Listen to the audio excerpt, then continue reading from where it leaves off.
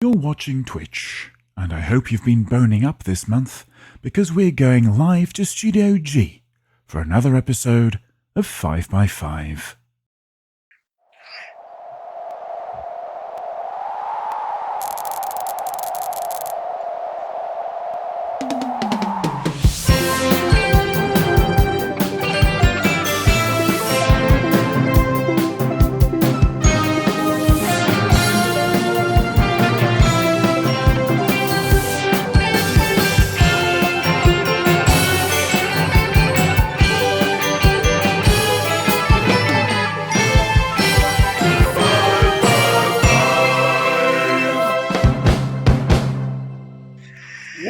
And welcome to, finally, to the brand new episode of 5x5, the quiz show where we basically give you 5 questions and 5 rounds of 5 questions, and you answer them. It's not much. It's much. Oh gosh, but we are getting the horn because some people don't believe in timing. Thank you very much. Thank you for that resubscription.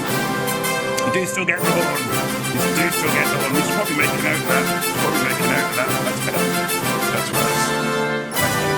Good. Yeah, all right. Yeah. No, could you just? We've got a guest in, so could you just cut it short? No. Okay, we're gonna get full on. Let's meet tonight's contestant. All the way from the north. It's Neil from Bite My Thumb. Hello, Neil. How are you doing? You're on screen, I can tell you. Because sorry, go on. I'm fine. I have the horn. You have the horn. You've been given the horn, courtesy of Plankton 1975. So if you're looking for somebody to thank, he's your man. He often gives me the horn.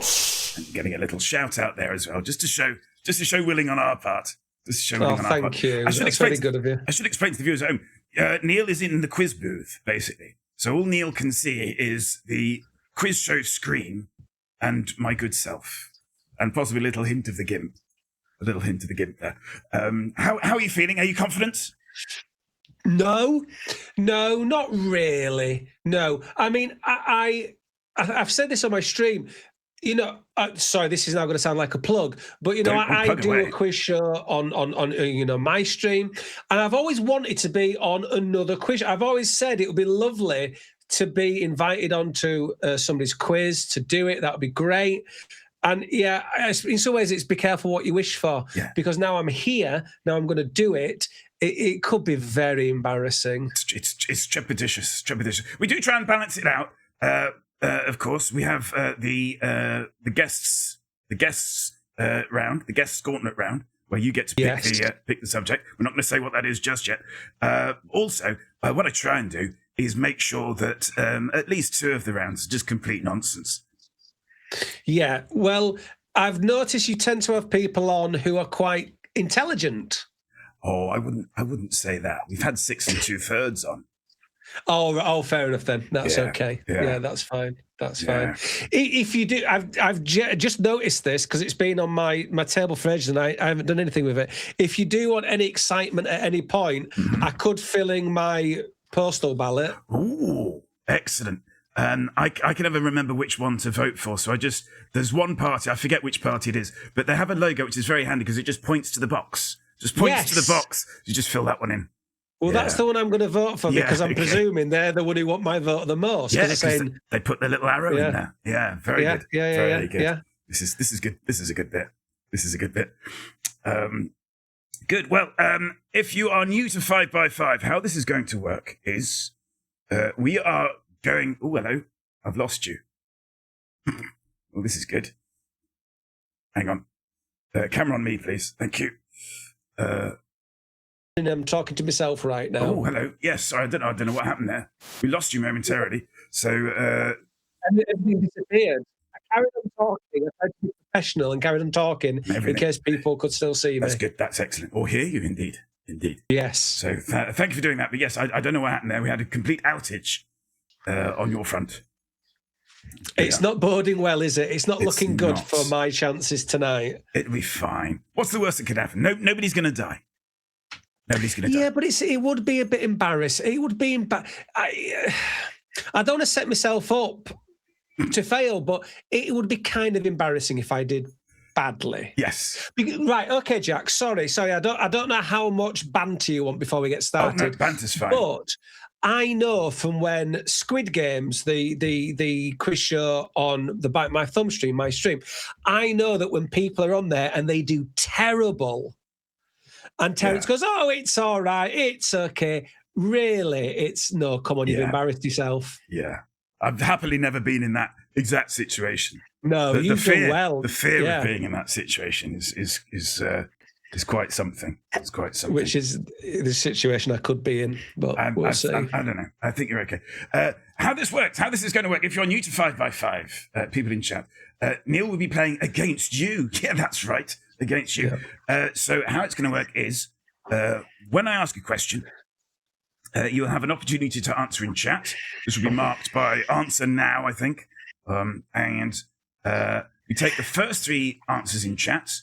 So whatever gets the majority in the first three is the answer. However, if there's a split, if there's a division, if we get three different answers, then we just go with the first one.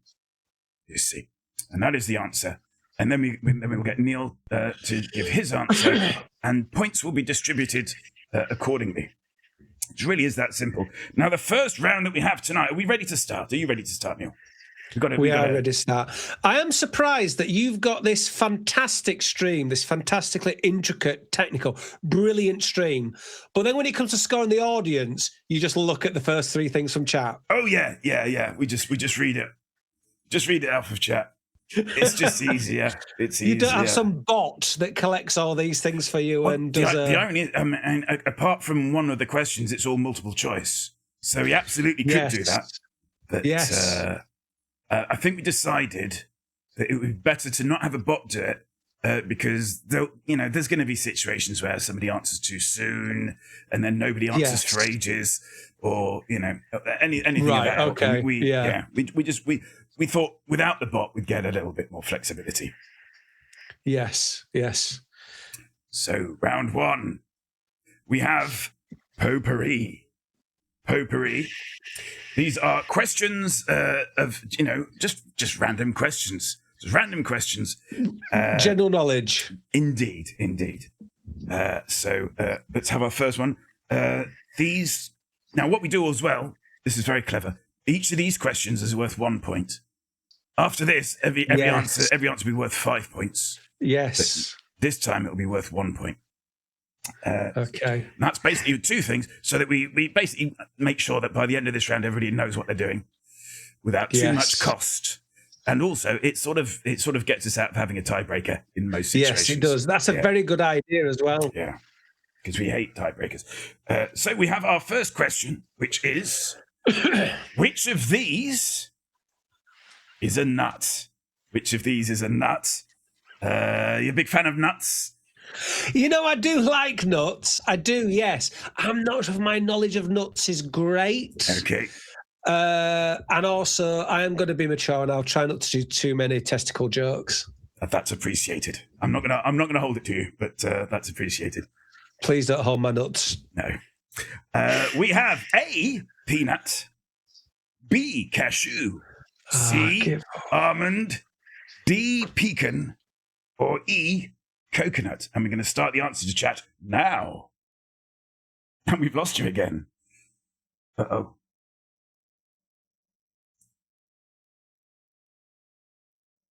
Hopefully he'll be back. We have chat's answer.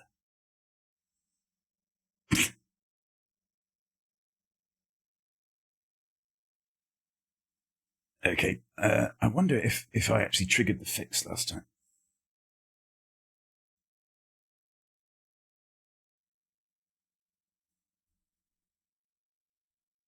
No, he's gone. Well, this is exciting, isn't it? I missed the question. You missed the question. Okay. Question is... Oh, no, don't show that. What's going on? No, hang on. Oh, I'm flabbered and I'm ghasted. That's better. Pay no attention to the man behind the curtain. There's a short show. Did chat win? It was a very short show. We've lost Neil. We've lost our contestant. This hasn't happened before. Was that a doctor? Yes, it was. That's exactly it. It was my special doctor giving me my back pills. Did he have his... No. He's not a proctologist. He just does it in his spare time. I feel like that had the shape of a joke. Give us the crab. Oh, yes. So somebody did request a crab joke. I was worried I was going to get fired from my job at the crab farm. But in the end, they just moved me sideways. I'm just going to see if Neil is trying to reach out to me via Discord. No, he's not. In fact, his Discord's showing him not online. So that's very exciting.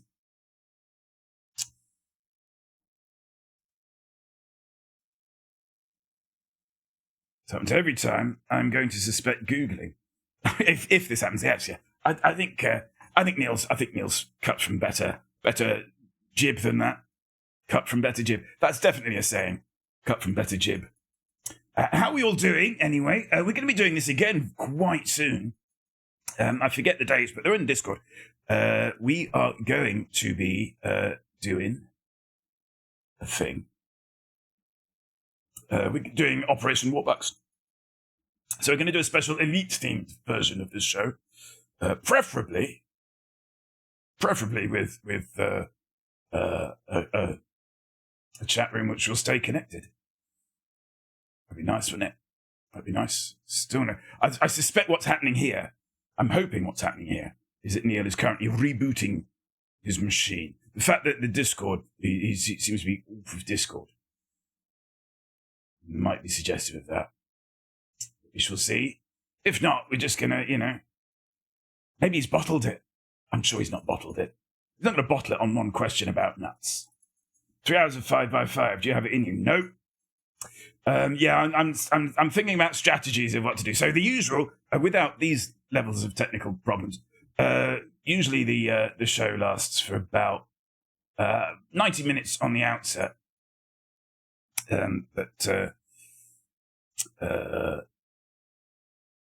So I'm not quite. I mean, we're going to be playing in charity videos, and there'll be money raised throughout the show. Hopefully, you could entertain us with a good blink. I could entertain with a good blink. I'm not going to. Not live. I don't know. I don't know how I feel about doing it live. Apologies. Believe it's an issue at my end. I'm restarting. Hurrah! Thank you for getting in touch, BMT. I'm keeping the audience warm for you. Just by my wit and personality. Just that. You could sing. I could sing. What would you like me to sing? I'll sing anything. I'm not going to sing. Happy birthday to you. Happy birthday to you. Happy birthday, dear Personal. Happy birthday to you. I can reveal to you what I'm pleased about, Neil. Neil is back, by the way. Hello, Neil. Oh, hang on. Oh no, you're not back. I've got to do a thing. Hang on, because you're on a different. You're on a different thing now. Oh, I love English. So I need to copy that. Come down here. Studio mode. This is fun. This is all good. This is grist for the mill. I'm not quite sure I know what that means. Where are we? Guest cam. Ninja guest cam. Paste. Okay. Bill, there you are. Okay. You are back with us once more. I'm back. Apologies. We had a power cut, not yesterday, the day before. Okay, yeah. We had a power cut, yes. Remember those Nostalgia Fest.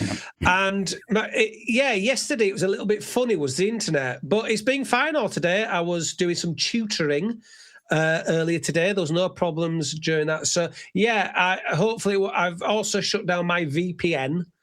Excellent. So we'll see. Hopefully it will be okay. Oh, okay. I was going to say, and I mean this most sincerely. I'm glad it happened during us and not during the tutoring. Yeah? Yes, that's true. It would have been quite unprofessional. Yeah. Where we don't have to worry about any professionality today.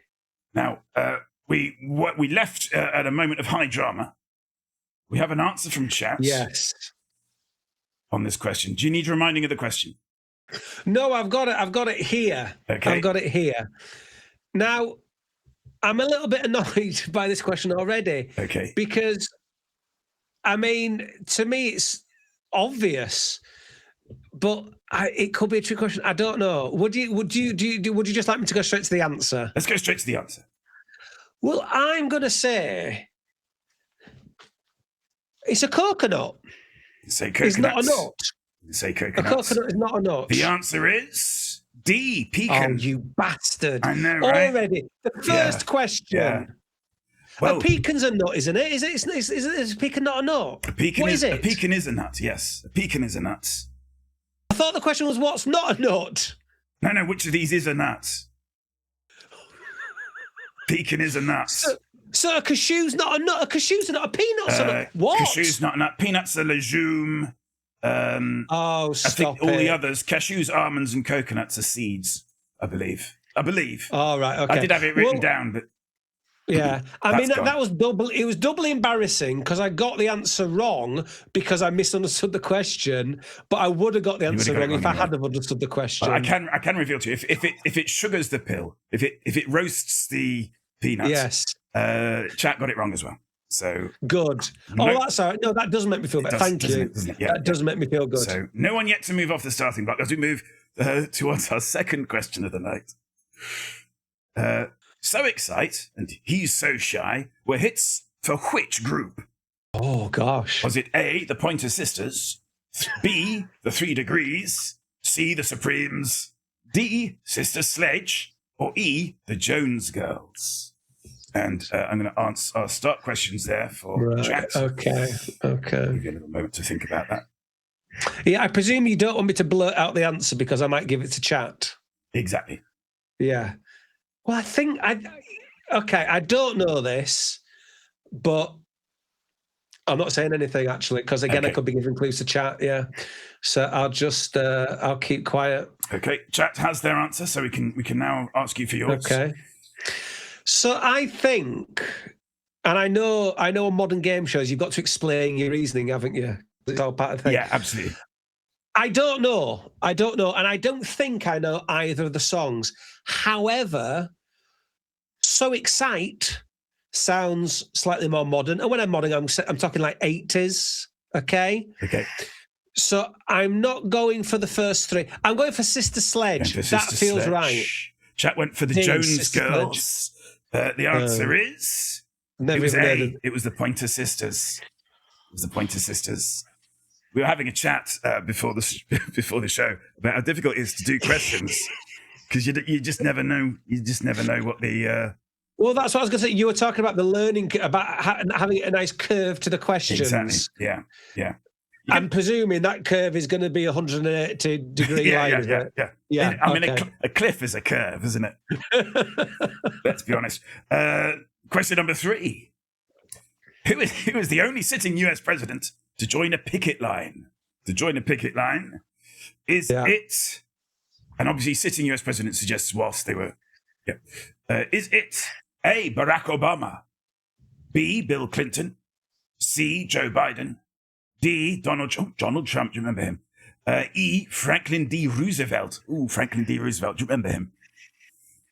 Not intimately, but... Okay. I've started the answers for chats.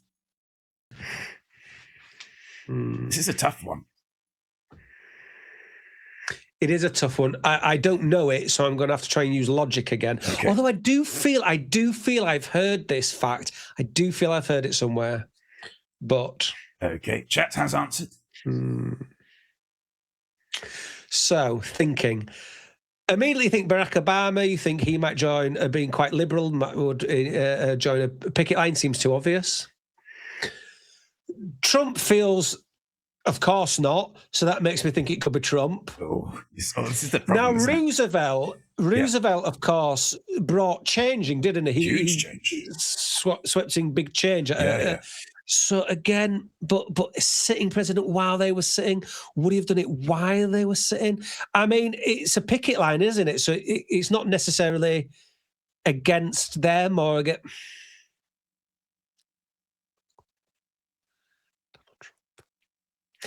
I'm just going to have to. All these are foxing me. All these, it could go away.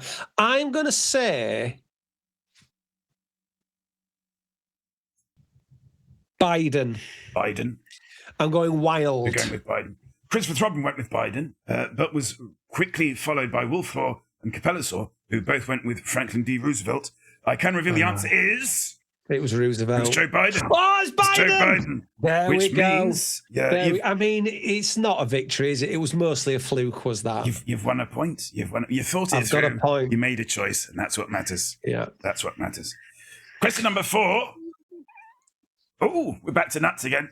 25% of all hazelnuts are used by which company? Okay. Is it A, Cadbury's, B, Ferrero, C, Nestle, D, Johnson & Johnson, or E, GSK? According to my notes, it's formerly GlaxoSmithKline. Right. And yes, I've got to start the answers for chat. So that's 25% of all hazelnuts.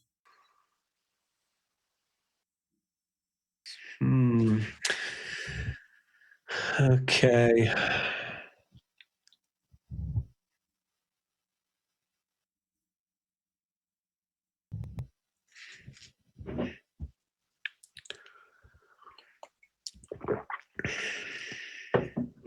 Oh, yes, we have the answer, sorry. You've got the answer. You've got it. Okay. So I was hoping, I got a little bit excited about that because I thought, oh, is it going to be like, is Nutella going to come up? But then, of course, I don't know if we see one of these might make Nutella. Cadbury's don't, and I'm pretty sure Nestle, it could well Nestle might. But I was thinking, Nutella, of course, uses hazelnuts. There'd be a lot in that. GSK, I've never even heard of it. Johnson & Johnson, okay, so this would be beauty products or, cleaning, shampoo, etc., etc. Cadbury's, of course, is a big, big firm, so you'd think you'd go for that. Ferrero Rocher, they've got nuts in them. Okay, so it's between Ferrero Rocher, Nestle or Johnson & Johnson. Johnson & Johnson, it seems like that's been put in there to try and make you think, oh, yes, that's the odd one out. The question, Frank, just while you ponder that, question, Frank, was a quarter of all hazelnuts are used by which company? I'm going to go for Nestle. You're going for Nestle? Yeah. What did Chat do? Chat went with, initially, Johnny went with Nestle. Johnny Rebecca went with Nestle. Wolfclaw went with GSK. And Plankton went with Ferrero, which means we have to go with the first answer in chat, which was Nestle. And sorry, you said... Nestle. You said Nestle as well. You're in agreement with chat. Yes. You're both wrong. It was indeed Ferrero. And your initial instinct was right. I think it was just identifying. Yeah, that most of the ones that Ferrero buy end up in Nutella, which they produce. Oh, do they make Nutella? They do make Nutella, yes. And that's where it goes. So there we go. Nutella is huge, right. and it's just basically just that. And Plankton reasoned it out himself as well. Ferrero make Nutella. Right. Okay. You're now on to our last question of the potpourri round. You like this one? I think you like this one. These are fun questions. I'm enjoying myself. I'm enjoying myself. And that's what matters. According to coronial data, that's data supplied by coroners, word fans, what is the deadliest animal in Australia? Okay. Australia, of course, the largest country in Australasia. Yeah. Is it A, the redback spider? Is it B, the brown snake? Is it C, the dingo? Is it D, the horse? Or is it E, the cat? And we start the answers there. Curtin's decided on mosquito, which is not even up there. I mean, I will say that these questions, the answers are expertly created. It's an excellent job by yourself, Jack, because they have it all. There's the ones that you think, oh, that's obvious, but is it obvious? The ones that you think, no, it can't be that, so it could be that. The ones that might link to other kind of new, they're very, very well done, and it's really, really upsetting me. Good. No, we do take how we arrive at the questions, we're basically getting quiz books and we're finding questions in the quiz books. Now, quiz book questions are just question and answer. So then we're looking for questions to the answers that we can come up with alternatives for. Very good. Flattery will get you nowhere, says Christopher. Don't listen to him. Don't listen to him. It's going to be a long contest. But they have their answer. Okay. So the one I'm presuming it isn't is Dingo, because Dingo's ate my baby, nobody believed them. So that's, oh gosh, sorry. Oh, it's just, I'm is fine. it because Dingo, the word Dingo, do you have to think about Mrs. Dingo and Freddie Dingo? Yeah. I should explain, I stepped away from the podium, which Neil saw, but nobody else saw. So the sudden panic was that. But no, I'm just having a little old man rest. So I'm saying no to Dingo. Okay. Because surely they would have believed that lady if it was more deadly. Spider, snake seem too obvious. Particular spider seems too obvious. Cat seems too silly, and I'm going to presume it is a silly answer. Even though, of course, logic would dictate that it's spider or snake, probably more snake. I'm going to take the risk again, and I'm going to presume you're being a little trickster. I'm going to go for horse, because lots of people die by horse, of course. You're going for horse. So I'm going to go for horse. We had another division in chat. We went with C, D, and E. So Plankton agreeing with you there on horse, but Wolfclaw and Naughty Body Wash disagreeing. So we have to take chat's answer, which is Dingo. Let's see who's right. It was horse. Correct. Horses account for an average of 7.7 deaths a year. In Australia. In Australia. Yeah. It's a sort of thing where I guess it's that statistic about like 80% of shark attacks happening in the first 5 feet of water. And it's like, well, because that's where everyone is. So I think that's it is. I remember a kid being at a show, kind of festival fair, and there was a horse there, and somebody's talking about that and saying, you know, you've got to be careful because they can kick and smash it, and that freaked me out as a child. I was like, yeah. I watched the Twilight Zone edit of Planet of the Apes, which wasn't quite as good as it was promised, but it underlined certain themes. And there's that bit where the astronaut meets the other astronaut, and the astronaut turns around and he's got that great big scar on his head, but it's in the shape of a horseshoe. And the idea is that they tortured him. They did some surgery on him, but it just looks like he's been kicked in the head by a horse. It's like they have to clarify. You got to watch them. They're nasty little bastards, those horses. I'll tell you. Yeah. But that's it. I think that, you know, more people are interacting with horses, and they're more wary of snakes and spiders and things. Yeah, that's it. Yes. In addition to that as well, spiders, and I'm assuming the snakes as well. Certainly the spiders, they're nasty and they will bite you. But unless you've got other things going on, or you're a very small child or something, it's generally not a problem. Yeah. So I think that's the first question I've got right through intelligence. Yes, and I very nearly forgot to give you your point there. So we are leaving round one. So from here on out, questions are worth 5 points each. But you are leading. You have 2 points to chat's 0. Chat yet to score. Yes. As we move on to our next round, how many holes? Do you suffer from trypophobia? The fear of holes. The fear of holes. No, I don't, luckily. Okay, that's good. There's many holes I quite like. I realised about 20 minutes ago that I should have asked you that. Because otherwise this is going to be a difficult round for you. I'm petrified of holes. Yeah. Yes. Okay, so we've got as I say, each of these questions is worth 5 points. And our first question, how many holes in a bowling ball? How many holes in a bowling ball? Yeah. I'll jump straight into it then. I was going to say, answers A, 1 hole, B, 2 holes, C, 3 holes, D, 4 holes, or E, 5 holes. I'm going to take chat's answer there, despite the fact that they weren't doing letters, because I started the answers before the options were up. You see, that's just the sort of situation we're talking about. So are you happy I'm to not answer? a good bowler. Okay. I am. I'm not a good bowler. We're talking 10 pin, obviously, just to clarify. We're not talking lawn. Zero is not I'm up not. there. Yes, of course, lawn, but yes, of course, you just grasp it within your fingers and. Yes, I mean, I'm not a good bowler, but I am aware that there are 3 holes in a bowling ball. There are indeed 3 holes in a bowling ball, 2 in the pink. 2 in the front, 2 in the back. Oh, God. 2 in the back and 1 in the front. Yes.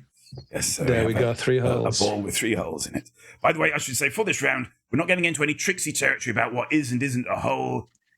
For each object, I think we understand for that object, we understand what constitutes a hole.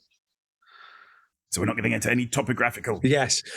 I'm happy to. You can be the arbiter of holes. Thank you. Thank you. On to our next object. Oh, no, see, that's the right answer, yes.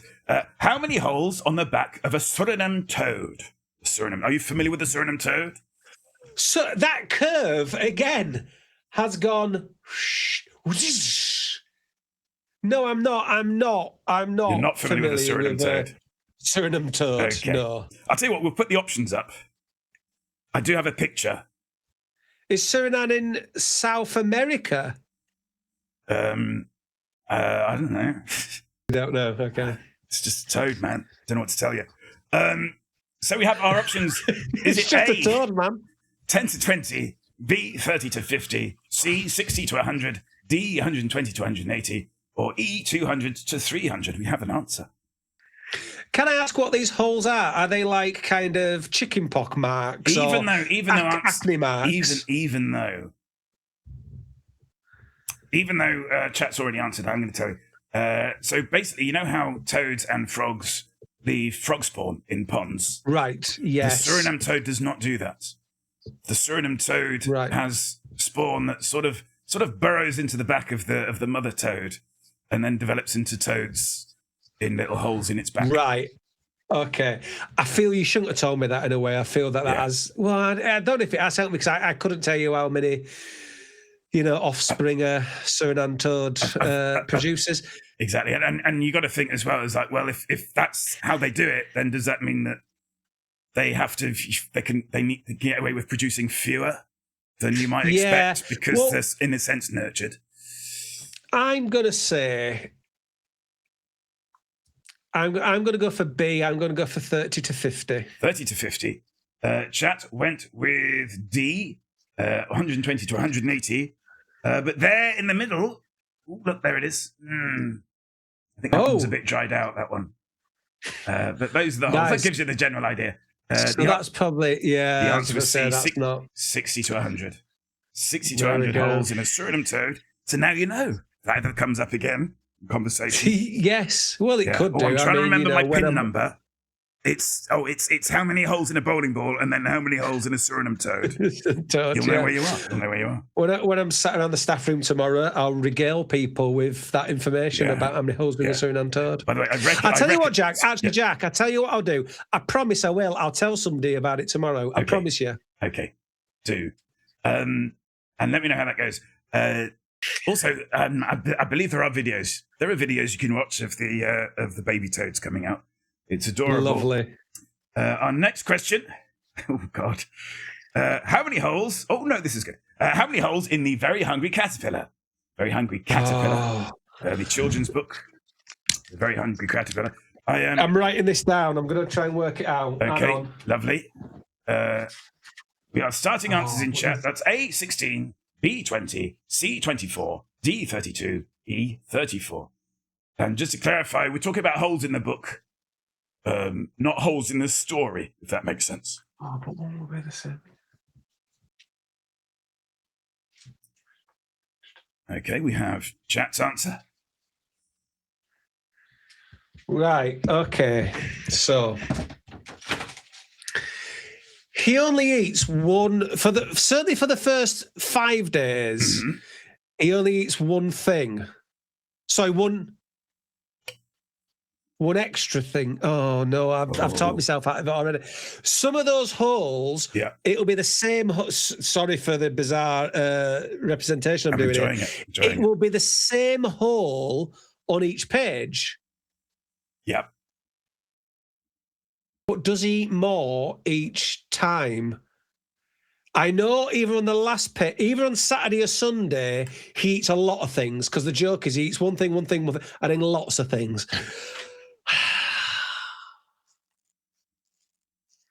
I might just play it safe and say I'm going to go for 10. You're going to go. Oh, sorry, 10's not up there. 10's not up there, so you can't go for 10. I'm going to let you retract that 10. Sorry, I forgot about the whole multiple choice part of the quiz. Sorry. So I'm going to say it is. Is it going to be a multiple of 7? No. I'm going to go for, it's got to be 16 or 20. There's not that many holes. I'm going to go for 16. There's not that many holes in it. It's got to be 16. Okay, you went for 16. Chat went for 24. The answer, there's the copy there. The answer is 20. Oh. So you were getting that. So each day, I had 16 or 20, but yeah. For the first 5 days, it eats. Hang on. It eats one thing on the first day, 2 things on the second, 3 on the third. So it does 4th one adds each day. Right. And then when it gets to 5, and then there's another 5. So altogether, that counts up to 20. I was going to go for that, originally do that maths thing, and I thought, no, I don't think he does. I don't think it does. But there we go. Okay. I worked it out from a PDF, and then I was so uncertain. I had to go into Waterstones. I went into Fannington Waterstones, and basically just stood there like a lamp, counting the holes in an actual physical copy. But there are 20. Daddy, there are 20. That man sticking his finger in the books and muttering to himself. Holes. Muttering to himself. The next question. You're going to love this. I think you're going to enjoy this very much. How many holes in the 35mm film print of the European edit of Stanley Kubrick's The Shining? Now, just to clarify, because I know what you're thinking. You're thinking, well, Jack, when the film arrives at the cinema, they're going to put some extra bit at the front so they can wheel it in. Right. They can feed it in, and they're going to have to put some extra stuff at the back so that they can feed it off.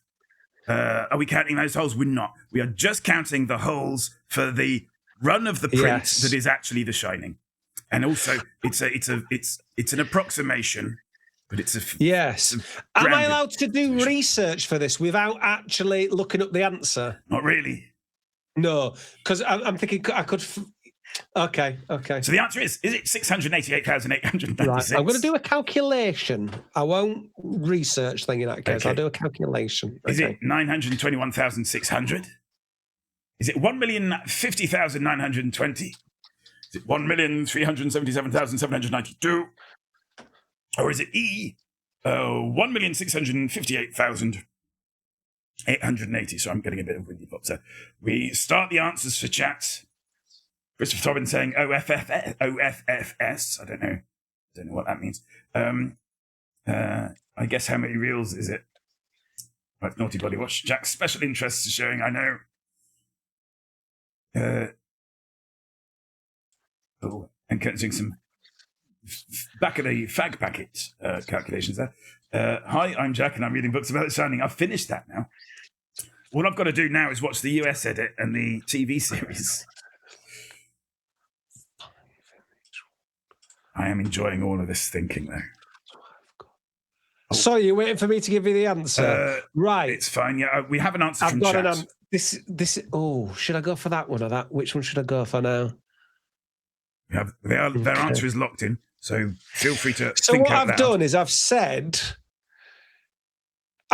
about the runtime in seconds.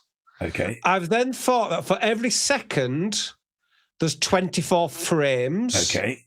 Good so far. And then I thought about maybe there's 5 holes per frame, maybe. I could be. So I'm going to say, right, what have I got there? So I've got, so 50, oh gosh. I'm going for, it's going to be C or D. I'm going to go for D. You're for D. 1,377,793. You're going for I'm going for D. Chat went for D. Unbelievably. Hang on. It was D. Yeah, you both got that right somehow. Brilliant. Well, by calculations, yeah. just a bit of maths. 35 fact fans, and Christmas Robin probably already knows this. 35 mil comes in varieties. It can be 2 perf, 3 perf, or 4 perf. And The Shining was 4 perf, which means that for each frame, there were 4 perforations on one side and 4 perforations on the other side. So 4 perf actually has 8, the other side. In a sense, 8 perforations per frame. Yeah. So in fact, we can. Yeah, there you are. There are the 4 holes on either side. There we go. So not a nice thing to say about a child. So getting a serious talking to about, I think, not going into whichever room it was. Yes. Because there's nothing in there. So don't go in there. Which always works. The Shining. Always works. Did you find that works with children, telling them not to go somewhere because there's nothing whatever there? you do. That room, that mysterious room, do not go in there. Yeah, definitely. Don't go in there because there's nothing there anyway. If you had told him that there was an old lady with saggy breasts in there, he might have stayed away then. Absolutely. He should have been a bit more direct. The lady who gets out of the bath, model, married model, and she basically asked her husband whether he would mind her spending a couple of days basically hugging Jack Nicholson in the nude, and he was fine. He was fine. It's okay. He was fine with that.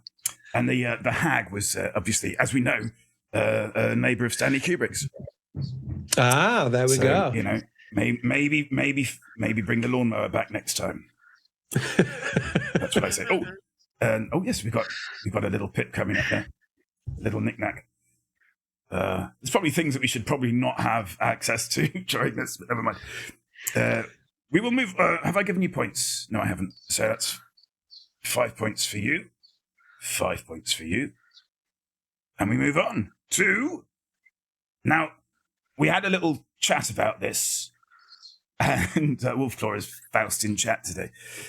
We had a little chat about this, and the GIMP seemed to think this was unfair. I don't think it's unfair. I think this is a perfectly reasonable question.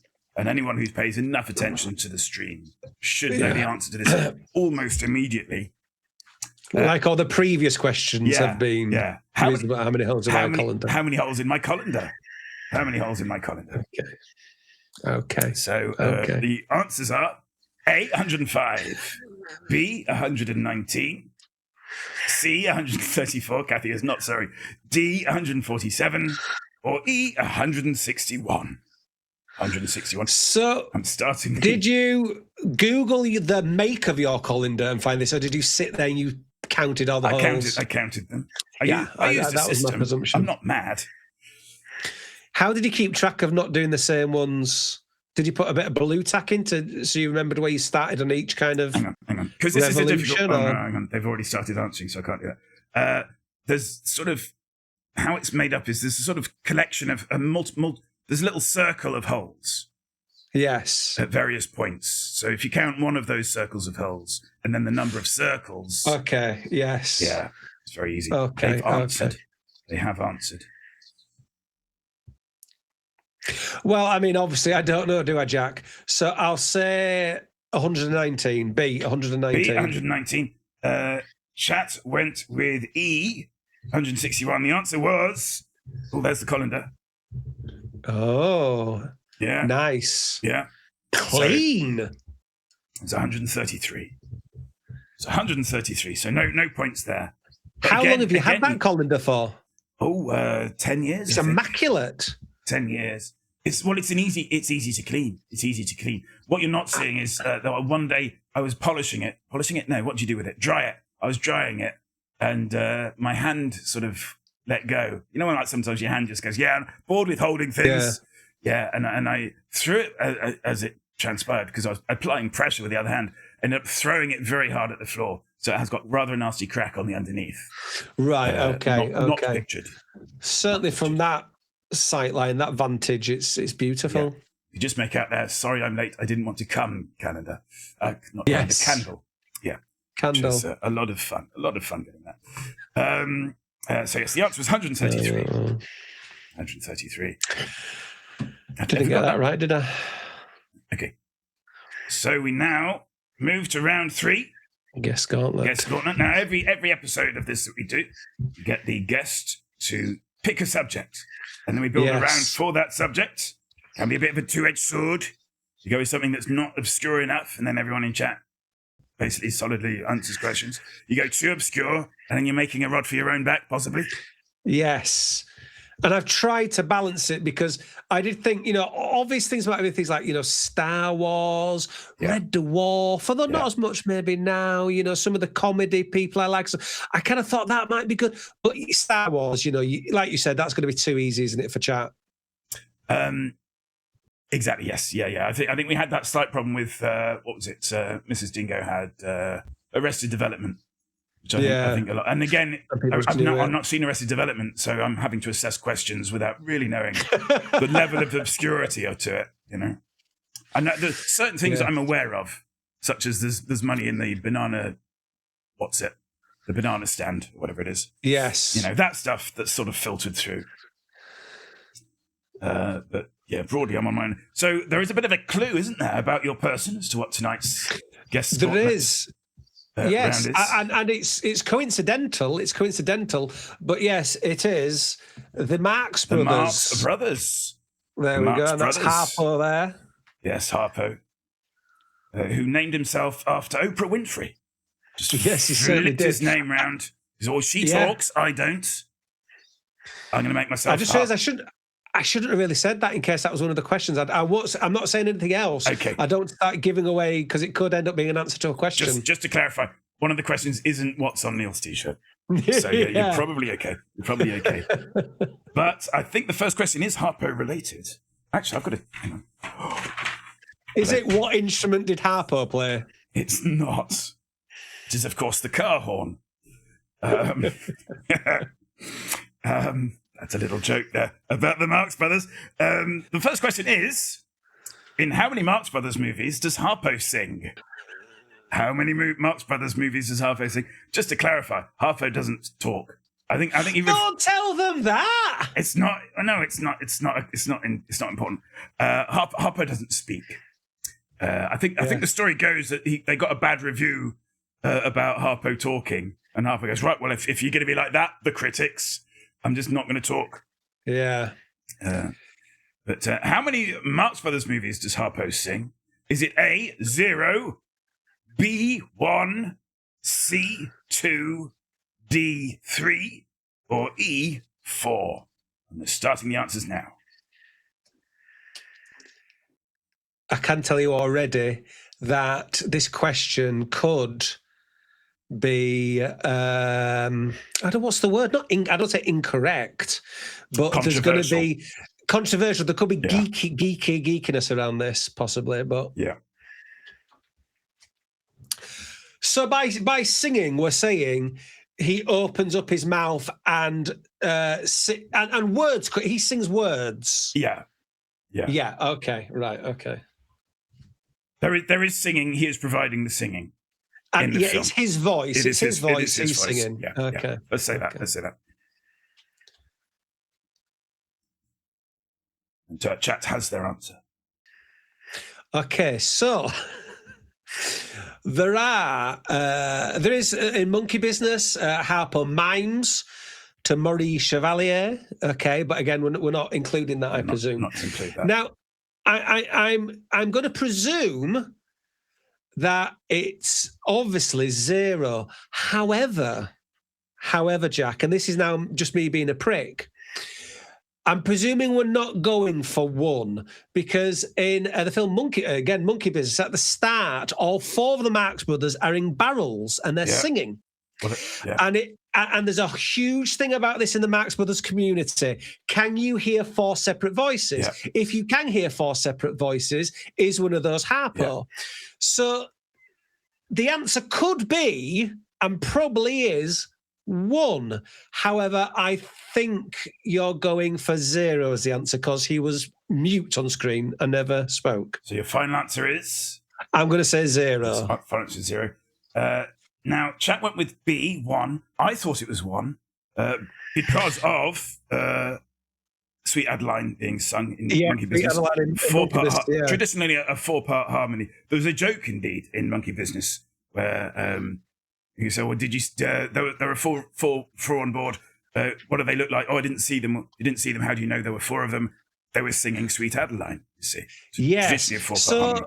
So, being heavily into the Marx Brothers, so yes, the belief amongst scholars, the Marx Brothers scholars, is that it is probably harpo singing, but some people, it's like the authorship debate, it's like Shakespeare. Yeah. Some people disagree and say no. They say they don't think it is Harpo's voice. I take the view that it's a sort of it's almost like a joke, a meta joke about. Yes. And if you're doing that, then you'd want it to be Harpo. And now I know you've done your research. Yeah. Now I know you're not doing softballs here. No. I know that now. Yeah, which is why the answer is 3. What? Yeah, I was surprised because I thought it was just 1. No, he sings on My Old Kentucky Home in Animal Crackers, and he sings on Down by the Old Mill Stream in A Day at the Races. Yeah. No, he doesn't. No, you need to do that, right? Yeah. The thing you always fear, don't you, when you do these quizzes, is that somebody's going to get really stroppy and annoyed and go, "You're wrong. He does not sing. I'm afraid we have that's ridiculous. We have to take the answer on the card. I tell you right now, can we make a deal? I'm going to be on to the Marx Brothers Council, which I'm a member of, and I will be asking them this. Fine. And they'll be fury. Ask away, That's mate. all I'm saying. Ask away, mate. Ask away. So the answer there is 3. In Animal Crackers, Monkey Business, and A Day at the Races. And I'll send you my workings out later. I found somebody on the internet. Our next question. I know the scenes you're referring to. Sorry, go on. Yeah. What was the name of it's going to be just coming back to this question all through the rest of the show. Well, what was the name of the Marx Brothers 1932 radio series? Don't blurt it out if you know it. No, I won't. The options are A, The Marx Brothers Presents, B, Minnie's Boys, C, Flywheel, Shyster and Flywheel, D, Down at Heel, or E, I'll Say She Is. And we are opening the answers there for chat.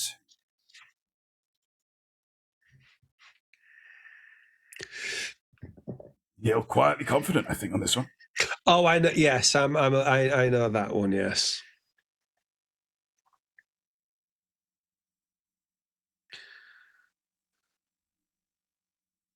Okay, we have 3 answers from chat. So, Neil, what do you reckon? Minnie's Boys was a musical based on their life, written by Arthur Marx, Groucho's son. I'll Say She Is was an early Broadway show that they did, pre-movies. Yeah. Down at the Hill, I've never heard of, and Marx Brothers Presents, I think maybe just when you've read up. It's Flywheel, Shyster and Flywheel. You're going with C? Chat went with C. The answer is indeed Flywheel, Shyster and Flywheel. Yeah. So that's 5 points all round. And I should say as well, welcome in Cakes. Gaming Cakes is raiding us now. You find us in the middle of 5x5. You're a streamer, baby, so why don't you kill me? It's a bit dark. So this is a quiz that we do every month where chat plays against a live studio contestant. And tonight it is Neil from Bite My Thumb, who's doing very well on 12 points up against chat's 10 points. But we've got a long way to go yet. I'm still winning. Anything could happen. And bearing in mind, we have had a question which was wrong. And we've had a question that was wrong. Yeah. And ironically, Neil is arguing that question. Well, if it wasn't for the fact people might think I was shitting, I would send a message right now and try and get some live feedback. But it'll probably take me too long to write the message. I don't want to influence your thinking here at all, but you went with 0 and chat went with 1. Yeah, and the answer was 3. And the answer was 3, but you now think the answer is 1. No, what I'm saying is what I'm saying is officially it's 0 officially, but it definitely could be 1. But I'm pretty sure his voice isn't there on those other 2. I remember the scenes, but I don't know. What you have to understand is people have listened to this and they've decided different. But on to our next question. In which of these shows, you like this one, in which of these shows did Groucho Marx not appear? Is it A, You Bet Your Life, B, I Dream of Jeannie, C, The Jack Benny Program, D, I Love Lucy, or E, The Bell Telephone Hour? We're getting raided by Blue Hoodie Boy as well. Marvellous stuff. I'm starting the answers in chat. Welcome in, Blue Hoodie Boy. Find us in the middle of a very exciting quiz, a very exciting round. Very exciting quiz. Very exciting question. Very exciting round. Very exciting quiz. And no answers are coming in from chat at all. They're scared. They're Googling. Scared. They're probably Googling the Harpo singing question. They're probably binging it, aren't they? Probably binging it. They're probably asking ChatGPT.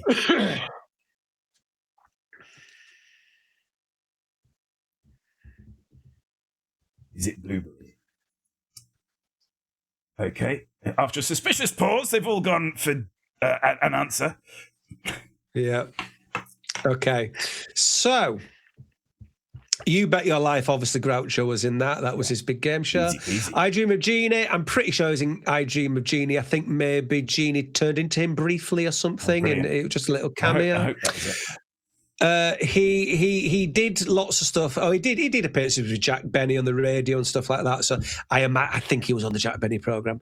Harpo was on I Love Lucy. The Bell Telephone Hour. I'm not sure if that was one of the kind of the drama, because obviously it was a drama hour. I think maybe one of the a play he had wrote. Maybe possibly, I don't know. So I think it's I Love Lucy. I believe. I don't think Groucho was ever on I Love Lucy, and that was Harpo. You went with I Love Lucy, and Chat went with I Love Lucy. Indeed, Harpo did appear on I Love Lucy, but Groucho never did.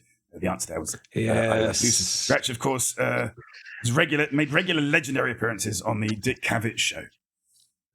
Yes, he did. Being interviewed by Dick Cavett. Yeah. Oh, who's that? Well, there's a nice documentary about Dick Cavett and Groucho. Oh.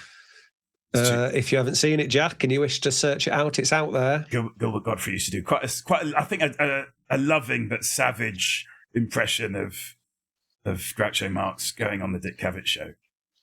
And it's who does? Funny. Sorry, Gilbert Godfrey. Yes, he was very good at doing old Groucho. Yeah. And what was the other thing? Oh, there's the story about, I can't remember who tells it, but they used to live next door to Groucho Marx. And Groucho Marx would sort of do it every day. He'd get up and do this walk. And then on his way back from the walk, he'd stop by this guy's fence. And the guy would have a chat with him and give him an apple. And Groucho Marx would eat this apple. And then that was basically their friendship for years and years and years. Their friendship was just being given an apple. I don't think I know that. I don't think I know the apple story. And then one day, this guy had to sort of basically move out. So he sold his house. And then sort of like a year later, he phones up the family because he remembers the various sort of, like you move into a house and there's oddnesses that maybe the previous owner kind of is aware of, but also kind of forgotten that they're aware of. Like a particular door sticking or something. So he phones up this chap and says, "Oh, how are you settling? Is there anything in the house that you kind of you're struggling with that you need help with?" And he goes, "Oh, no, everything in the house is fine. But can you tell me who this old guy is who keeps coming up demanding an apple?" I had to say it was Groucho Marx. But there we are. Obviously, they were delicious, juicy apples. I can only presume. Very good apples. Okay. So, who wrote the 1990 BBC reworking of Flywheel, Shyster and Flywheel? I can't remember this. This is a very difficult one, I think. Is it A, Dirk Manx? Is it B, Mark Brissenden? Is it C, Ned Sherrin? Is it D, Barry Cryer? Or is it E, Michael Roberts? set the answers off in chat.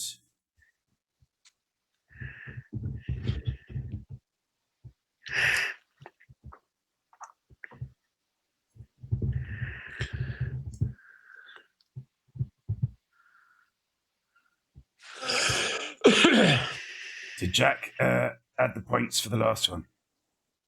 Oh, did I? Yes, no, you better. I want my Lucy points. I don't think I did. I'm just not used to you winning points. I think that's the problem.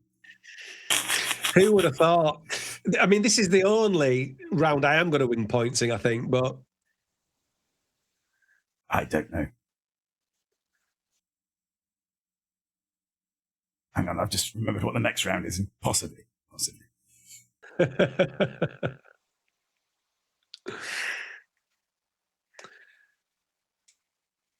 And thank you, Plankton, for alerting me to that.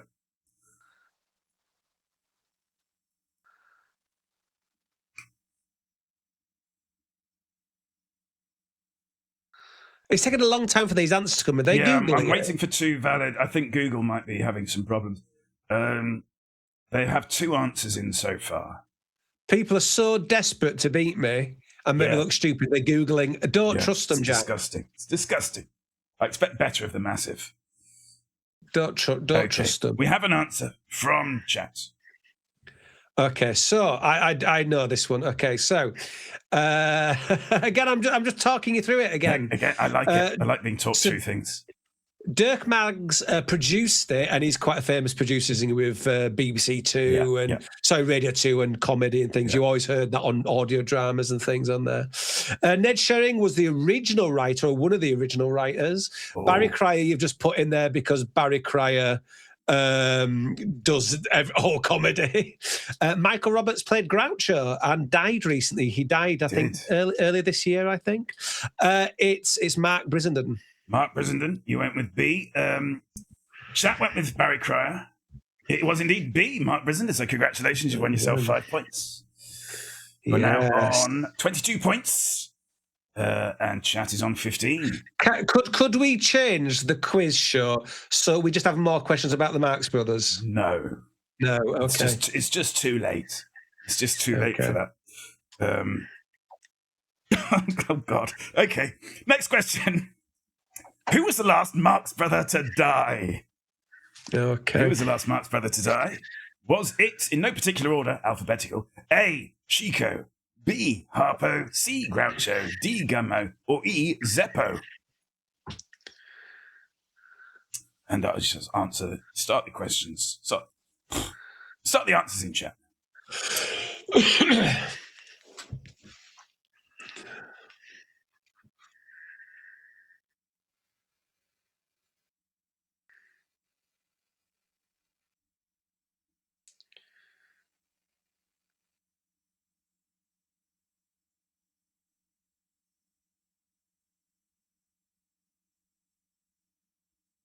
Chat currently have 2 answers in. Trying not to give anything away. I'm even paranoid that people might look at my eye line, even though my eye line will be different probably on the stream. Yeah. I'm being paranoid. We have their answer. They were very divided, so we're having to take the first answer there. Chico died first, then followed by Harpo. I think that was mid Chico early 60s, Harpo mid 60s. Can't quite remember that. Gummo died next. In fact, they didn't tell Groucho about Gummo's death because Groucho was kind of on his last legs and they thought it might finish him off. Zeppo died last, 1979. Zeppo died last is the correct answer. I think we have a photo of his. No, we don't. Okay. Okay. Of his corpse? What was that? I think we have a picture of his. Just let it corpse. go. Let it. It's not important. It's not important. We'll move on. With 2 streamer non sequitur, we like to ask. In fact, I believe one of your colleagues has supplied us with a streamer non sequitur question in the past. Fantastic. A very fine turn it was too. Yes, well, Tony, I don't think Tony quite understood what was going on. Not really. I think you had too many brunales, as you Northerners like to enjoy. I'm being silly. Right. Okay. So we have this streamer non sequitur question comes to us from the lovely Capellasaur, who's currently in chat and forbidden to answer. This is not a multiple choice question, Oh, God. and it's worth My only lifeline is the fact that points. they're multiple choice. It's worth 5 points. So hopefully this works.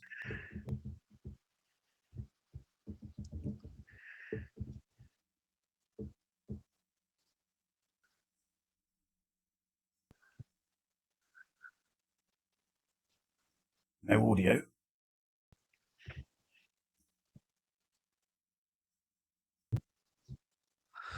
Okay, we're having slight technical problems with so let's just... That's very odd. Oh, I heard that. Did other people not hear it? People did not hear it. Let's see.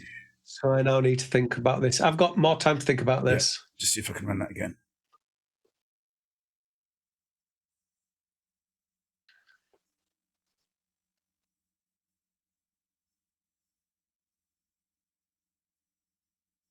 Still muted. That means friend in Swahili. Okay. Do not ask Kathy for the answer. Right. Third time's the charm. Hello, everyone. We're just working on Jack's weekly portrait at the moment. Aldi sends me across a selection of photos every Thursday to choose from. Do you want me to just repeat what she says? Which character from The Lion King has a name that means friend in Swahili? Louder as well, honestly. So demanding. Do we know where? Right, fourth time's the charm. Hello, everyone. We're just working on Jack's weekly portrait at the moment. Aldi sends me across a selection of photos every Thursday to choose from. I've picked a relaxed look for this one. But which character from The Lion King has a name that means friend in Swahili? We're there. We got there in the end. I'm hearing it echoing. That's just me. So there's the question. And we will start the answers. And Curtin's going with ooh. Don't remember a character called ooh. No choices, Christopher. This is an open question.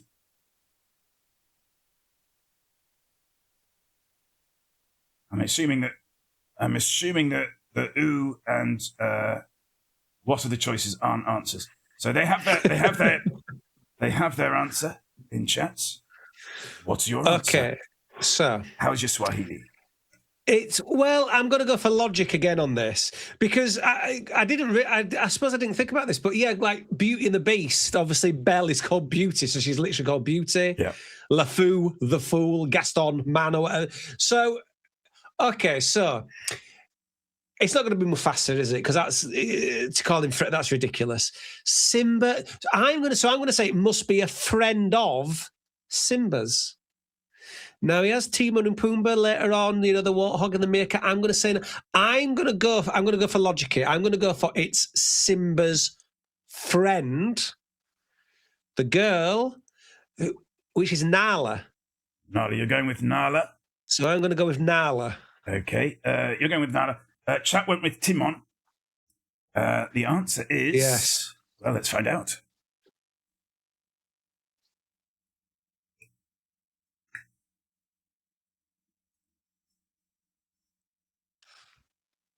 Oh. How is that silent again? How is that?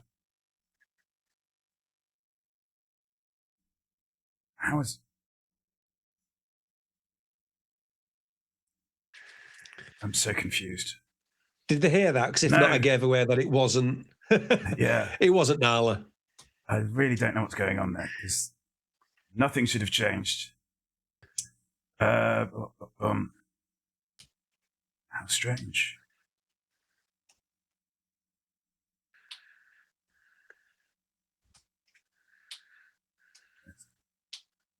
It wasn't Nala, everybody. I got it wrong. Can't give you the rest of that because for whatever reason the actual I've lost the audio source for that somehow. Oh jeez. There was a very peculiar update for OBS a while back, and it's done weird things to the audio, and very odd bugs have crawled in, and nobody seems to mind or care. But there we are. It was Rafiki. It was Rafiki was the Rafiki, answer. Yeah, it was Rafiki. I wouldn't have gone for. I would have gone for teacher guru, something like that for Rafiki. I wouldn't have thought of that. Yeah. Simba, of course, means lion.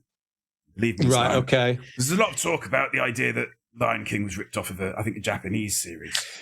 Yes, that's largely the white somebody the white lion or something it's called, isn't it? Yeah, largely Bobbins. Sambala the white lion or something like that. It's largely Pumbaa, I think. But yeah, it's largely nonsense. I don't like it when I hear the old thing about how it's an adaptation of Hamlet. Yeah. There's barely any connection. No, there's that whole scene. There's that whole scene where Simba does the play within the play, and then that bit at the end where he kills himself. Yeah, all that. Yes. Yeah. All those famous bits. All those bits in the Lion King. Yeah. Right. Our next round. Who haven't I met? Okay. In which I ask you, who haven't I met? So. Who haven't I met out of these people? Just random people I may or may not have met. Yes. Oops, flip. Okay, you didn't see that. It happens sometimes. I've done it as well. Yeah. I've done it as well. Is it A? I'm just going to do it anyway. We'll fix it in the edit. It's fine. Is it A, Stuart Lee? Is it B, Richard Herring? Is it, could it be C, David Baddiel? Is it D, Kevin Eldon? Or is it E, Mark Thomas? I'm going to start the answers now. Again, Curtains has got it down to 2 possible answers. You really shouldn't have made it obvious then by when you read out the questions, because I could have forgotten. You could have forgotten. I could have forgotten in those 2 seconds. It's possible. If Chat had done it and then you hadn't done it. Yeah, I might have started doubting myself, looking at the other names, going, could it be this person? Could it be this person? Did it say that? What's your answer? I'm going to say it's C, David Baddiel. Very good. Now I can see you've all got the hang of this round. Okay. Yeah, it is indeed. David Baddiel. That puts Chat on 20 and you, Neil, on 27. Excellent. Who haven't I met? Who haven't I met out of these people? Trevor Neal from TV's Trevor and Simon. B, Simon Hickson from TV's Trevor and Simon. Trevor and Simon. C, Simon Groom from TV's Peter Duncan. TV's Blue Peter. Is it D, Peter Duncan from TV's Blue Peter? Or is it E, Spencer Banks from Time Slip? Right. Okay. Oh, and that should start that off. Some answers in chat there.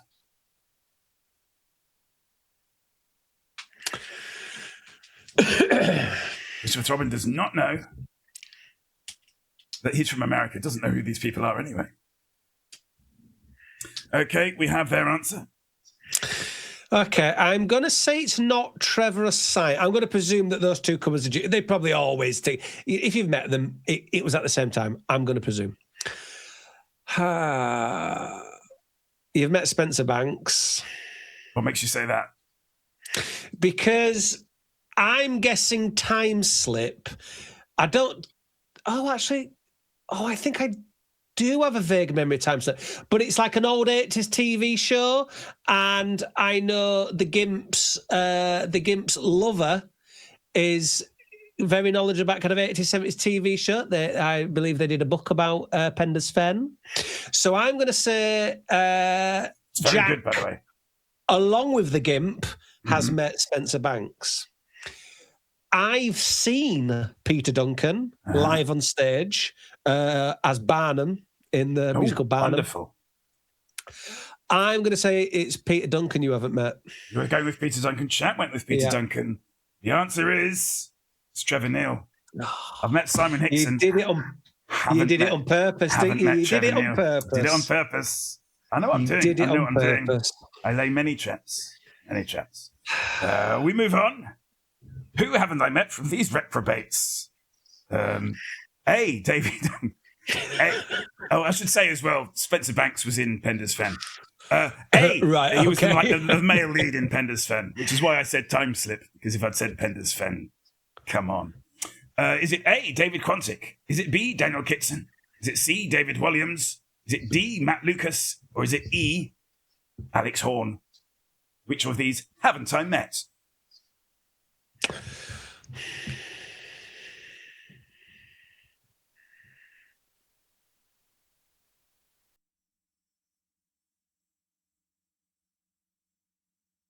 Oh, hello. I think I've frozen.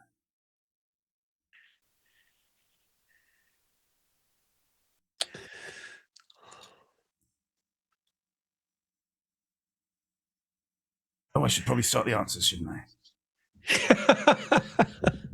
That'd be a help.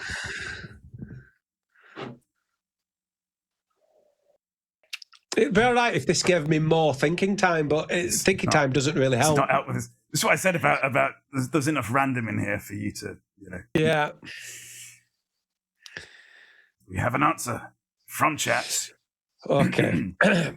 So I'd love to think that despite you constantly banging on about David Quantick, you've never actually met him. That'd be a delight. However, I believe you have. Many. Now, I don't know if I'm making this up because I'm panicking. I'm making this up. Part of me feels that when you were in my stream recently, you maybe mentioned meeting Alex Horne or something about when you met Alex Horne. So, I also think maybe Matt Lucas is local to where you are. Is that the football team he supports? I'm going to say, let's go for the person we hope you haven't met, because it's best not to know him by association. I'm going to say David Williams. Going to go with David Williams. Chat went with David Williams. I should explain to Osric for you, David Quantick is an Emmy Award-winning comedy writer. Jack bangs on about Taskmaster Pilot all the time. Don't I? Yeah. Let's find out what the real answer is. It's Matt Lucas. Oh. It's Matt Lucas. I'm afraid I have met David Williams. I met him, of course, so many of us did that night at a Pet Shop Boys after party. There you go. There you go. On our next question, who haven't I met? A, Jeremy Dyson. B, Mark Gatiss. C, Steve Pemberton. D, Rhys Shearsmith. Or E, Matthew Holness. There's going to be a loud clang after this round. Oh, I think there's going to be about 20 clangs, I think. Are these real people? They are, Christopher. I assure you. Sorry, Christopher's an American. He has no idea who any of these people are. I mean, luckily you could see four of them, I suppose, or become aware of them by watching the same show, I guess. So that's the bonus with this one. Christopher, Matt Lucas was the bald guy in Girls.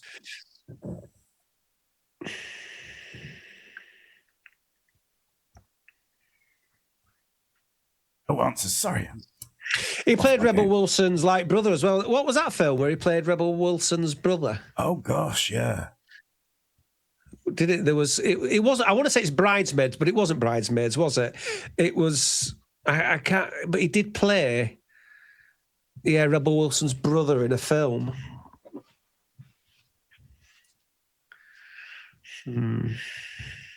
Tweedledum and Tweedledee. Wasn't he in the Tim Burton films? Oh, he was. Yes, it's both. Twice the makeup. Twice the CGI budget. Indeed. I want to see this live action Cinderella, because I only learned out recently. I have seen that. Do you know, like John Mulaney was supposed to be one of the mice? No, and he couldn't do it at the last minute, so they put in James Acaster. It's like either there wasn't enough time for hair and makeup to be adjusted or not, or anything. So he was just in all of John Mulaney's stuff. We are waiting on a third answer from chat. At least we know they're not Googling it, I suppose. That's a bonus. Exactly. They can't. Okay, they have an answer. Right. Now, I know I said this about Alex Horne, but you definitely mentioned meeting Steve Pemberton recently. You definitely mentioned that. So you've met Steve Pemberton. It seems, again, it could be the trap you're trying to lead me into. It seems too obvious to do Matthew Holness when he's the one non-leaguer gentleman person there. So I'm going to go away from Matthew Holness. I'm going to presume you haven't laid that as a trap. I mean, Pemberton and Shearsmith are always together. You'll have met Gatus. You've met Gatus. So it's Dyson and Shearsmith. Sorry, that's a little bit of a homophobic assumption, if you don't mind me saying. But go on. That wasn't my thinking, but Dyson and Shearsmith. Again, so then it seems more obvious that it would have been Shearsmith because Dyson was the right. So I'm going to say you're trying to lead me towards Rhys Shears. You have met Gates. You've said that on stream as well, I'm sure. It's Shearsmith you haven't met. That's what I'm going for. You went with Shearsmith. Shearsmith. Chat went with Matthew Holness. Let's have a look. Ooh, Chat got it right. You did it. You keep doing the same trick. Yeah. Well, no, you keep doing double acts. That was the opposite. And it being one of them. And then I flipped it. I flipped the script. That's 5 points to Chats. They're now on 25. Still ahead, but now only by 2 points. Was that our last one? Oh, no, there isn't. There's one more. There's one more of these. Oh. If I lose... I'm losing points. You're losing points. I think I might be losing subscriptions, Neil. But let's see how we do. Who haven't I met? Theatre director Bill Bryden. Former goodie Bill Oddie. Actor Bill Nye. Theatre director Bill Gaskill. Actor Bill Patterson. Which of these Bills have I met? Nil. If anything, this just go to show how much you drop names. Because again, there's one of these that I remember you dropping recently.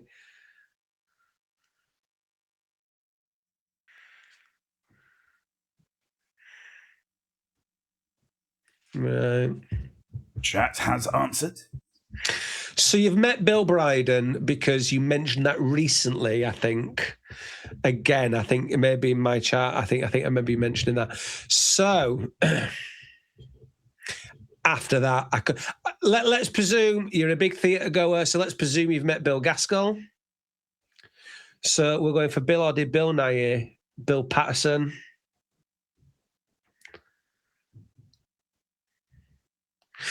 Right, again, I don't know if you're laying a trap here. The one it feels you're laying a trap for me for is Bill Oddie.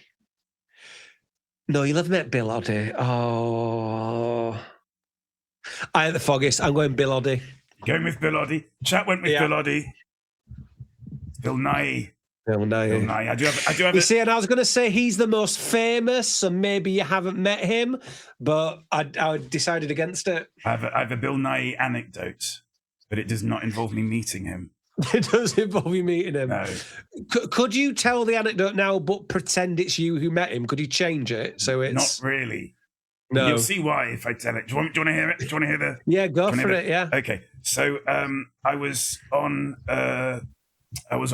What was it? New York? No, not New York Street. Charing Cross. I was on Charing Cross Road, and I looked across the road, and I saw Bill Nye stood there. I think waiting for a taxi or trying to hail a taxi, and then I saw this chap with a very bright sort of cagoule on walk up to him, and sort of basically just get his attention. And you could sort of see when this guy got Bill Nye's attention. Bill Nye wasn't rude or anything, but you could see he shrank an inch. You know, yes. Oh no, you know, and again, I'm not. I don't think he could possibly be impolite with a fan, but you could see him just kind of shrink in with it. It's like, oh, I've got to do this bit now. Okay, so you saw that little shrink, and this guy sort of speaks to him briefly, and then he reaches into his pocket and pulls out a map and unfolds it and starts pointing at stuff on the map, and Bill Nye realizes that this guy stopped him. Because he needs directions to somewhere, and he just explodes in joy at this fact that thinking of having to basically have a conversation he's probably had quite a few times with a lot of different strangers. Suddenly just actually having a really normal conversation with somebody. A sweet relief. Doesn't have the slightest idea who he is. That was. I mean, that is an anecdote that involves you, really, because you witnessed it. So I did it's your witness it, anecdote. but yes, it is absolutely my anecdote. I didn't meet him during that anecdote. No, you didn't meet him. No. The answer was Bill Nye. Bill Gaskell, I met. Bill Gaskell. So the boy was putting on a thing, and Bill Gaskell was invited. Bill Gaskell, this hugely admired and feared theatre director. I went to his funeral actually, and somebody at the funeral was saying that they dreaded having to do their eulogy because they kept expecting a sort of a hard knock from the coffin and the voice going again. But, once more with feeling. Exactly. So I sort of introduced myself to Bill, and he said, "Oh, who are you?" And I said, "Well, I'm partner." And Bill, homosexual himself, said, "Ooh, partner? I don't think I ever had one of those." I was like, "Oh, okay." So I seem to have upset him by using the wrong word there. There you go. This is the kind of the danger, isn't it, of meeting celebrities? Absolutely. Saying the wrong thing and coming away feeling a bit embarrassed. Osric, take care, my love, and enjoy the rest of your evening. Yes, Osric, wishing luck to chat. And perhaps they will need it because we go to enter our final round, which is the very confusing round, which is, of course, bluff and double bluff. I mean, all the questions seem to have been bluff or double bluff at the moment. Pretty much. It's a hard game. But it's multiple choice, so it's not that hard. Where was I? Yes, bluff or double bluff. This is where points are scored by predicting the answer that the other side is going to make. Okay. And how this works is that we'll bring up a statement on the screen, and one of the sides will be asked whether they think the other side will answer yes or no to it. That we're going to, at the moment, we're going to name a blue side and a red side. The blue side will guess 3 times, and the red side will guess twice. It's up to whoever is currently losing to decide whether they want to be blue or red. The scores currently are 25 in chat and 27 for Neil, which means that chat gets to decide whether they're going to guess 3 times or twice. So chat, do you want to be red or do you want to be blue? Do you want to be blue guessing 3 times? Do you want to be red guessing twice?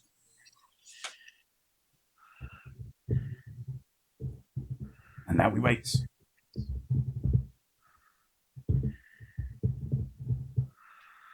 I've never understood any aspect of this bit. Writes M. Curtains, my moderator.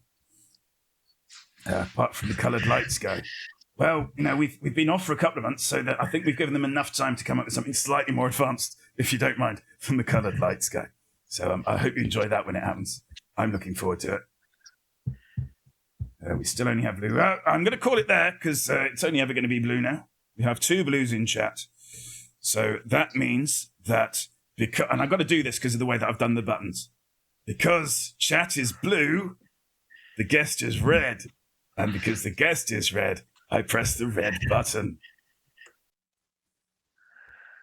And we're just going to have oh no, it's still the guy with the lamps. Okay, that's fine. Somebody's now bringing on a visual aid for as much from me as anyone, because I think chat know who they are. And Neil, you're going to know who you are. You're red. Most of the time. Most of the time. But, I'm Matt Brisden. You are indeed. 5 points. Yeah, there we go. And there. We have the lights. We can continue. So, actually, no, I'm not going to do that. Oh, should I do that? No, I'm not going to do that. Right. Sorry, I was just momentarily distracting myself. So we move on to our first question, which is traditionally, will red, and that's you, Neil, will red say yes or no to the question, does 2 + 2 = 4? Now, Neil, how this works is that chat always answers first. Yes. This is why it's possible to do this. Chat always answers first. So I'm going to get chat to answer. So chat is trying to guess whether Neil is going to say yes or no to 2 + 2 = 4. And obviously it's down to Neil to decide what chat is going to guess and do the opposite of that, to outthink chat. Right, okay. And they have their answer. So, Neil, does 2 + 2 = 4? So I've got to say the opposite of what I think they're going to say. Yeah. So I think they're going to say no, because they're going to think I'm going to be an awkward sod. So I'm going to say yes. You're going to say yes. I'm afraid chat did say yes. So they win 5 points. And they are now leading you by 3. They're on 30 now. You're on 27. Well, this is a farce, isn't it? It's an absolute...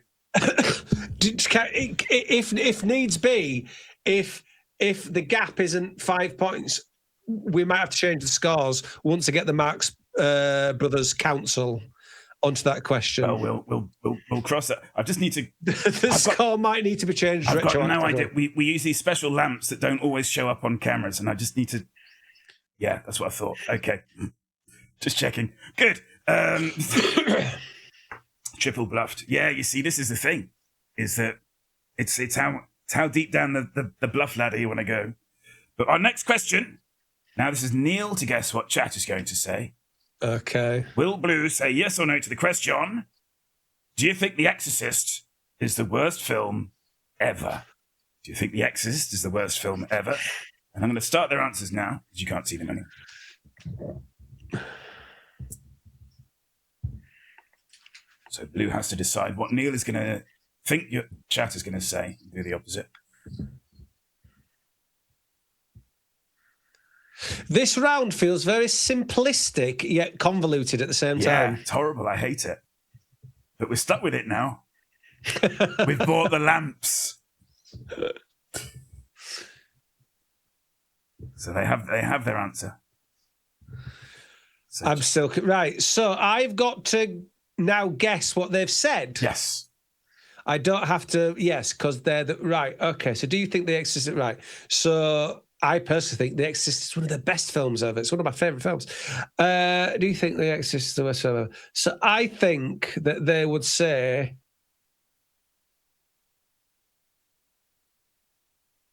No, they're going to be honest. They've said no. They've said no is correct. Yes, they did say no. There we go.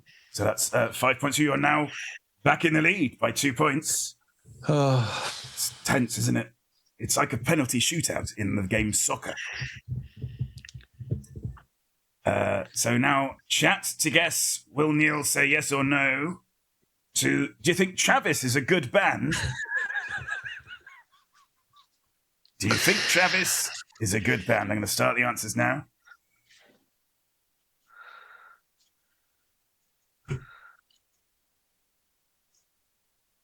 this is a very clever question. Very good. You're welcome.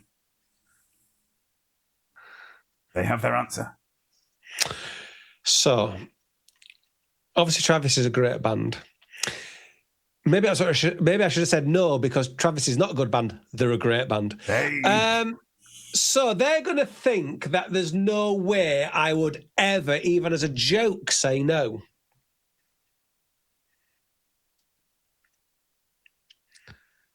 Do you think Travis? So they think I'm going to say yes. So I'm going to say no. Is your final answer?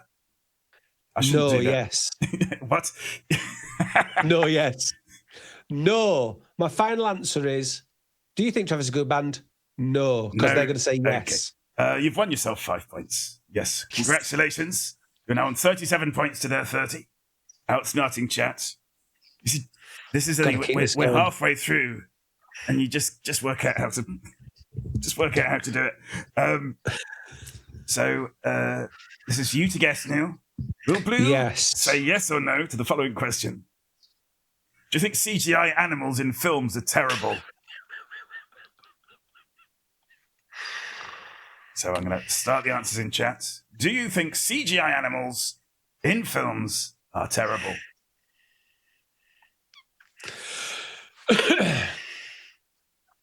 Ooh, okay. Have you got has your answered. answer? Chat That has was quick. answered. Okay, so everybody knows this is a bugbear of mine, CGI animals in films. Again, can I clarify for anybody because doesn't know me? We're not talking about CG animals in, cartoons and things like that, Pixar films. We're talking about films which don't really have a lot of special effects in them. Yeah. And then suddenly they throw a CGI bear in there. Suddenly there's a CGI animal in there, yeah. So here's my thinking with this. There is no way for me to possibly know because they could be bluffing, they could be double bluffing. There's no way for me to know. If I had a coin, I would flip it. I have got a coin, I'm going to flip it. Okay. I'm leaving it to chance. So we'll say heads is yes. Heads is yes. Heads it is. So yes. You went with yes. You were guessing the chat's going to say yes. They were divided, which I think is good in a way, but they did, I'm afraid, go with no. Oh. So they've outsmarted you there, or outsmarted the coin at least. And but hang on, no, that's right, because I've said yes. So no, you were guessing them. You see, okay. Yeah. But you're still in the lead by 2 points.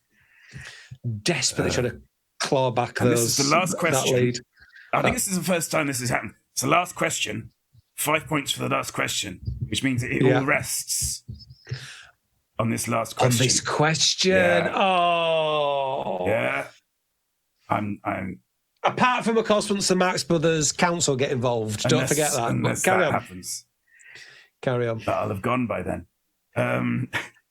Will Red say yes or no? So, chat, you've got to guess whether Neil is going to say yes or no to the question. Do you think Eyes Wide Shut is a Christmas movie?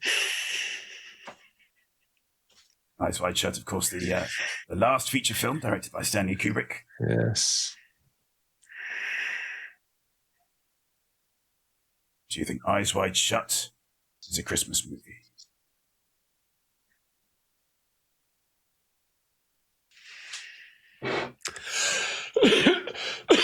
Hold on, mate.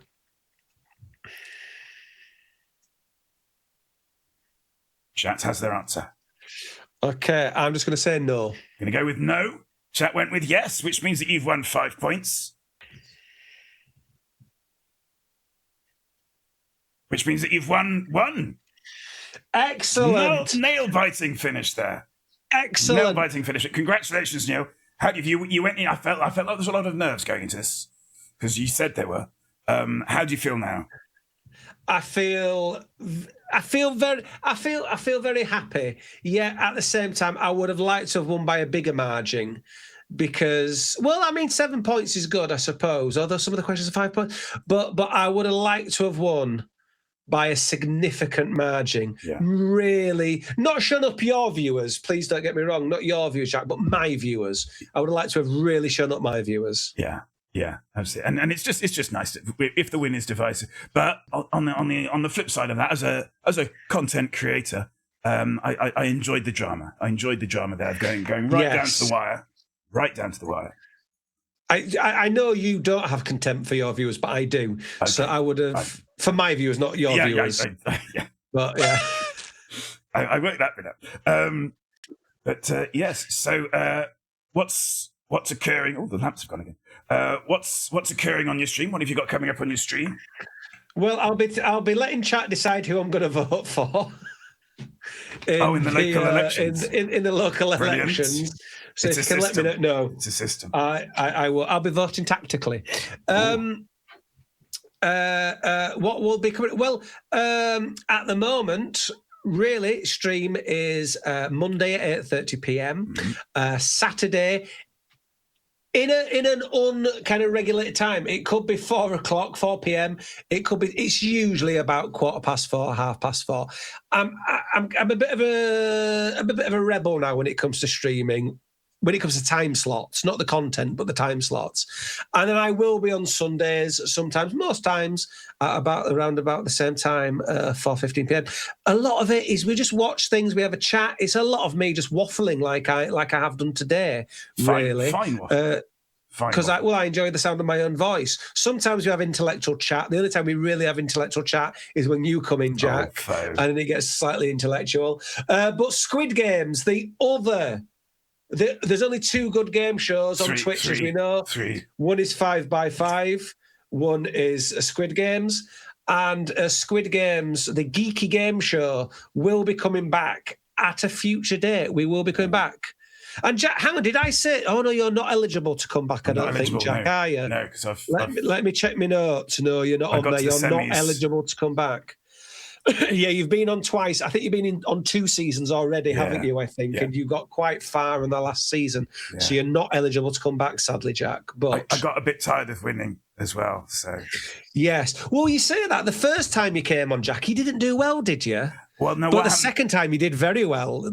Last season you did very well. I think what happened the first time I went on was that I was up against Rafi. Oh yeah. And then Rafi had a family emergency he had to go off and deal with. Yes, so he forfeited. So I got through on a bye, which I usually enjoy. Yes. And then I got knocked out in the next round. Yes. So not best of Larry. No, but you did do very well last time. You did. Yeah. Yeah, you did. How far you got on? You got to the semis. I got knocked out by Freddie D. Yeah. In the semis. Yes. Yeah. And Freddie did very well as well. He won. Freddie won. He won the season. Freddie won the season. The way I look at it, if I'm going to get knocked out by anyone, I want to get knocked out by the person who goes on and wins. Exactly. Yeah. If you want to be knocked off by anybody, you want to be knocked off by Freddie. Absolutely. Well, I think that's it. I think we're done. We don't rate Thank you. It's been a pleasure. Thank you, Neil. Thank you. It's been a wonderful and a privilege to have you in Studio G tonight. I still will be contacting the Marx Brothers Council, and I will get back to you. Okay. On their verdict. I will say, if the answer is 1, doesn't change the scores. If the answer is 0, doesn't change the scores. If I'm right, doesn't change the outcome. So, but how you spend your time is up to you. Yes, isn't it? Well, you're right in a way, because I would be inclined to say I would allow on your quiz show. Yeah, I would allow the answer to be 1. I just didn't think you were going to go that deep. Yeah, I went deep. That's why I said 0. I went deep. You went very deep. There we are. We will be back on Sunday with some chit chat. Maybe a rank off, because we usually do a rank off on Thursday. Have you been in on one of our rank off sessions? I have, yeah. Well, I said it because obviously Sheffield only got to about number 3, I think, last time. And the following day I was in Sheffield. I went to visit Sheffield. I went for a little stroll around Sheffield. Yeah. You checked out the galleries. The rank off thing is one of those things where it's such a good idea. Yeah. I do think whether I could get away with stealing it sometimes, and then realise that, of course, it would just be completely immoral, and I can't. It seems like such a simple thing. Yes. And I know that if you were to do it, it would be your version and not just my version with somebody else doing it. I'd still be stealing it. I couldn't possibly steal it. I would not become enraged. Well, you should. Please don't let me walk all over you. You should be enraged. No, I'm not even like raging on the inside. It's just not something I'm very precious about. So there we are. Title of my memoir, indeed. But being trampled. I don't remember you in that room. Right. Okay. Yes. So we will be back. Thanks once again to Neil for joining us today. We're not going to rate out because I need to debrief the guest. But yes, do join us on Sunday for a rank off. And I think because we've got a guest in, they're going to be nice to us. So we just wave the show out. So thanks for joining us, and see you again soon.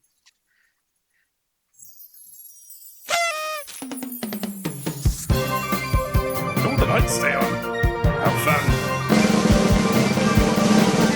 You can wave now. You can wave.